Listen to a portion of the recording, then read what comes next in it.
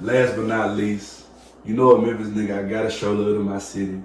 I I basically originally did this platform because I always wanted my city to have a platform to show my city love and to have creatives and athletes and entertainers and people on here to show how great of a city, how much of an influence and how much of a resurgence, how much talent we got in the city. That's originally why I do it. So when I do these episodes, I'm always show love to my city in some type of way. Cause that was the original mission and it's still part of the mission. Making the city a hotbed for talent and making a platform for the culture for the city. So gotta hop into the top 5 hottest artists out the city right now. Whether they big worldwide or whether they just local moving around in the tri-state area, this is just the hottest period. No matter how big they are, no matter how local they are or in the tri-state, this definitely are my definition. This is just my top 5.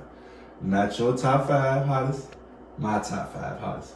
Top 5 hottest is definitely opinionated, just like your favorite projects is opinionated. Like it's not, like I said, when we compare it to sports, we compare it into niggas being in certain positions, niggas being in certain statures. But as far as just like stats, music and sports are different. And then as far as when you, in some shit in basketball can still be opinionated, but at least you got stats to back it up. In music, it's pretty much definitely opinionated because even the great niggas don't win Grammys. You got motherfuckers like Nas that ain't win a Grammy till he started dropping albums again a few years ago. And Nas dropped this classic 30 years ago. And this nigga didn't get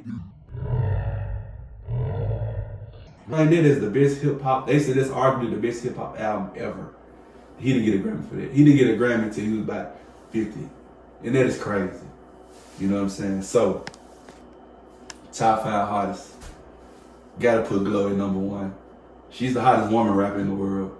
So that automatically to me counts for you being number 1 hottest in the city. Outside of what other woman rapper can you think of that's hotter than her right now? Period. Like ain't nobody dropping. I don't know if this dude the motherfucker's not dropping, but hell, she hotter than Nicki. She hotter than Cardi. She hotter than Big. She hotter than the Weak Ass City Girls. They schlop. Y'all schlop. Period. No pun intended. Y'all ass schlop. But anyway, like I said, Lotto, but I think Lotto don't have she ain't got the necessary number of hits like Glow. She might have 1 or 2, but the Rip Me Out the Plaza, I think that's the last one she had, right? Rip Me Out the Plaza, but Glow can't be coming with him though. I think she didn't, she had 2 already? Maybe? Well, I ain't counting tomorrow. I ain't counting the Blessed. I ain't counting Fuck Nigga Free. I'm just saying within the recent, like besides year ago. What was it before year ago? You think? Yeah, might have been tomorrow. But like I said, she got more hits. She got a few more hits under her belt. Being in the game a little shorter than Lotto. You got to think about it. Lotto really been on TV since the rap game, right? So yeah, she really been. I ain't saying that count towards her industry career. I'm just saying though, she's had I feel like she's been groomed. She's been in the industry, period, just in rooms longer than Glow. And Glow's got more hits, so they gotta count for something. Gotta put her at number 1. Glock 2. Glock going crazy. Glock going fucking nuclear right now. Like, and when Dolph died, I did long live the banner though. But when Dolph died, I did say, for this paper route shit to still be tied and strong, Glock was gonna have to do some shit, this type of shit. And he is doing this type of shit. He is turned into a superstar right before our very eyes. Like dropping real singles. This nigga dropped damn near $1 million on a video budget. That's some shit superstars do. Fashion shows in Paris, that's some shit superstars do. He's starting to get it now. He's starting to really be a real deal artist when he came in the game to be, cause we seen the potential. We always seen it, but he's finally starting to really step into that superstar role, and it's very dope to see. And he's, like I said, he's going crazy. Snippets, festivals. Matter of fact, shout out to my nigga Glock and shout out to my nigga Drip. Fuck it, shout out to the whole fucking paper route doing their thing. Number 3, my boy Sid. Shout out Sid.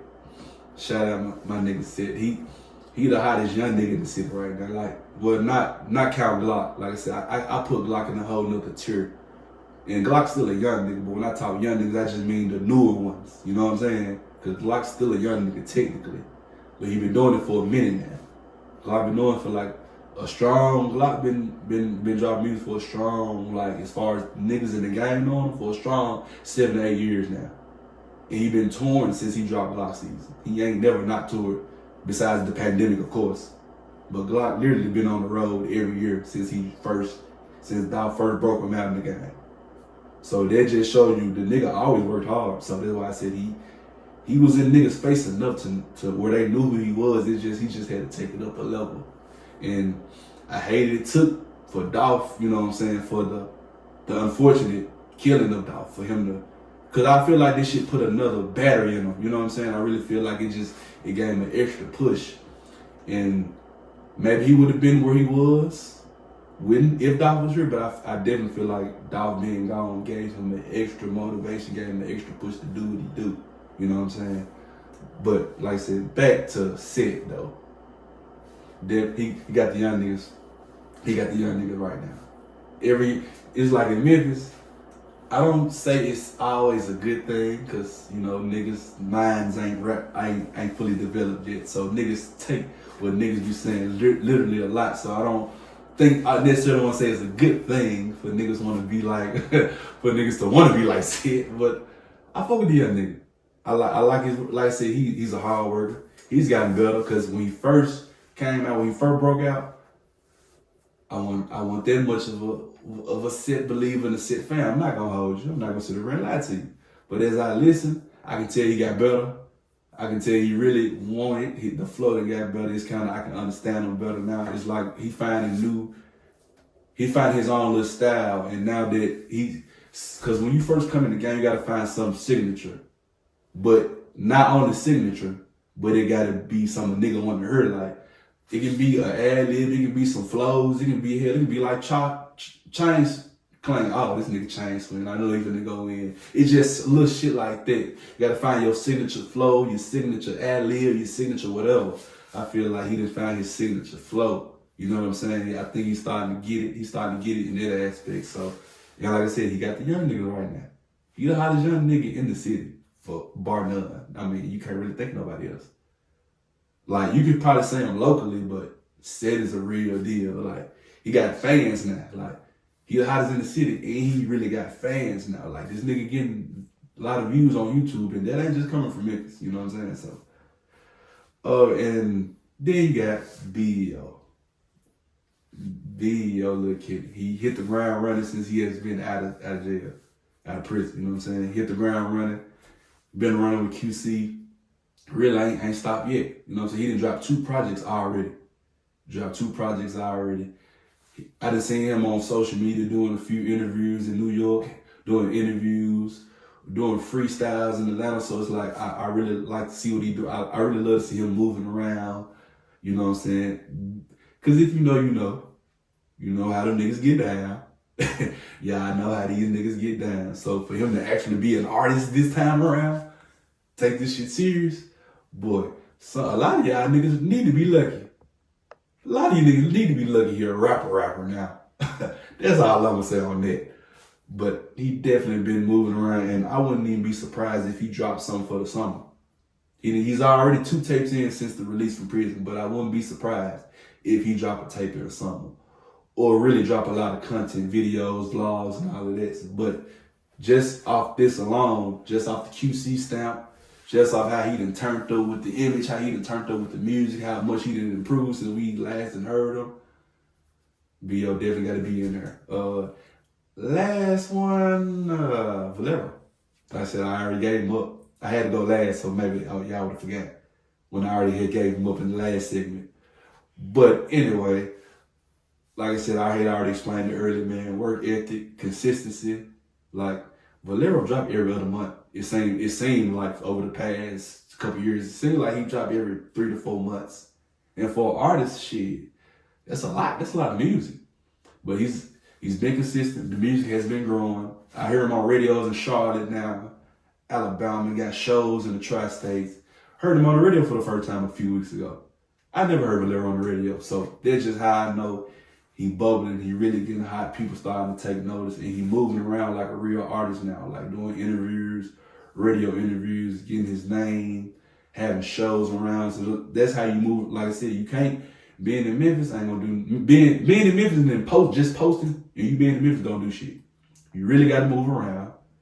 Really got to have your face card. Just like I went shot to the festival, try to get some shit in, try to get some drops, some content, networking, really letting people see my face. That's what this shit is really about. Like, I've always understood that. It's just now I really got the time and I have the understanding. I got more of the connection to do what I need to do. So in order to move to the next level, that's what y'all got to do. Got to network, got to let yourself be known. But yeah, man, that wraps up the segment. And that wraps up episode 2 of Locked In with Key, man. Glad to be back.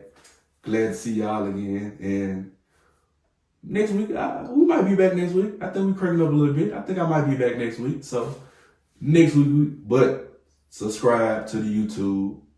Key Deshaun, of course. You know what I'm saying? Locked In with Key. All of that. Cloud of Judgment page. Cloud of Judgment Entertainment, the page. Follow me on Instagram, Locked In with Key. Like I said, pretty much self-explanatory. Y'all niggas know how to spell. I ain't got to spell out my shit for y'all. It's going to be on the screen, though. But y'all, I ain't got to spell it out. Y'all dumbass know how to spell. Locked in with. That's the name. You'll see it. It's on Twitter. It's on Instagram. But yeah, y'all. I'm out. Holla.